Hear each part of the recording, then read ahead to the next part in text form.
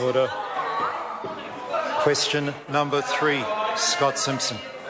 Thank you, Mr Speaker. My question is to the Minister of Finance and asks, what steps are being taken to improve housing affordability as part of the government's wider economic program?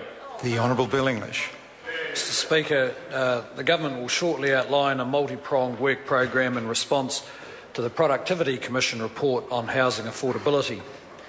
This year's annual Demographia International Housing Affordability Survey showed that the cost of a median-priced house in New Zealand is 5.2 times median income, and in Auckland 6.4 times median income. Any ratio above 5 is considered unaffordable. We share the Productivity Commission's view that the housing market is not working properly. For example, despite demand for low-cost houses, relatively few are being built, in part because of the very high cost of land, particularly in Auckland. Constrained supply and high prices for housing in turn force high levels of household borrowing, which is detrimental to households and the economy. Scott Simpson. The Minister, why is affordability an important issue for householders and for the economy? The Honourable Bill English. Well, Mr Speaker, a number of reasons. First, less unaffordable housing means New Zealand has high levels of private sector debt to foreigners.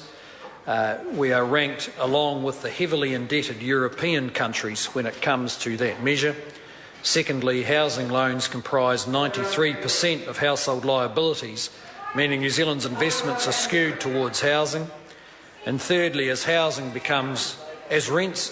rents rise, this pushes up the cost to government of income-related rents and accommodation supplement. For instance, income-related rents are forecast to rise by 30% over the next 4 years, which will cost the government around $200 million per year. There's also the benefits of well-priced, quality, long-term housing for those who live in those houses. Scott Simpson. Supplementary, Mr Speaker. What recent reports has he seen on trends in housing affordability? The Honourable Bill English.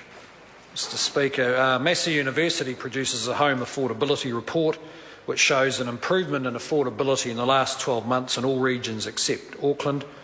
I note Massey says that the reason prices are increasing faster in Auckland than other regions is because of an imbalance of new housing supply to meet demand from increasing population. The Lotus Quotable Value Report shows that house values are up 1.8% in the last 3 months and 5.3% over the past year. These reports confirm that even in a slow economy, housing affordability remains a deep-seated, complex and serious problem. There are no quick fixes, but the government is determined to follow up on the Productivity Commission report and make progress. Supplementary question, Mr Speaker. The Honourable Annette King. Has he seen the comments by the Auckland Mayor Len Brown, who stated that their council currently has enough land to build 18,000 new homes right now, but need a partnership with central government to provide upfront capital to build affordable homes?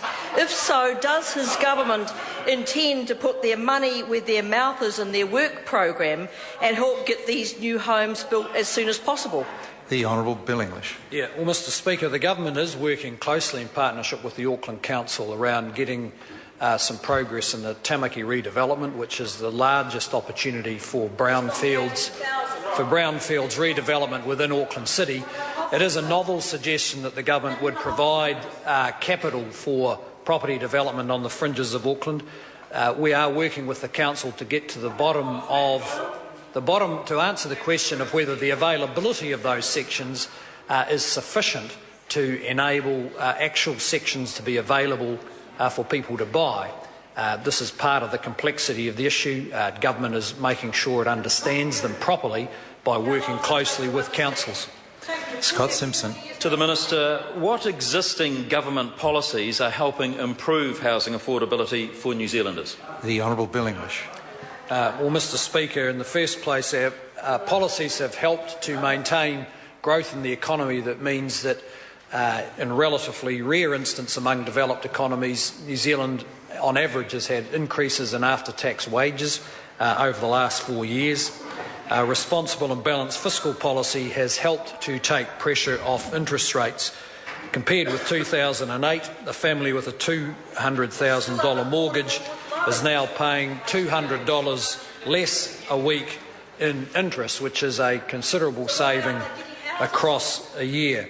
As the Massey University report noted, the increase in average wages and the decrease in average monthly mortgage rates over the past quarter has actually offset the small increase in the national median house price. Question number 4, the Honourable David Packer. Mr. Speaker, my question is to the Minister.